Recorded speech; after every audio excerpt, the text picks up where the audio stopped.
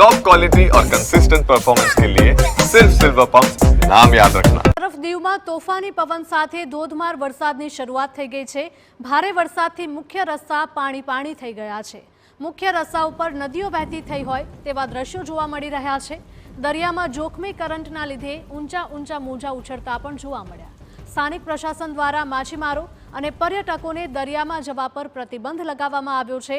દીવના બીચ પર નાહવા પર પણ પ્રતિબંધ મૂકવામાં આવ્યો છે। તો દીવથી આ દ્રશ્યો સામે આવી રહ્યા છે। દીવમાં તોફાની પવન સાથે ધોધમાર વરસાદની એન્ટ્રી થઈ છે। તો ભારે વરસાદથી મુખ્ય રસ્તા જળમગ્ન થયા છે।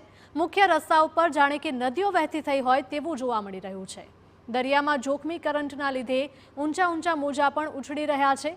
તો સ્થાનિક પ્રશાસન દ્વારા માછીમારો અને પર્યટકોને દરિયામાં જવા પર સંપૂર્ણ પ્રતિબંધ મૂકવામાં આવ્યો છે।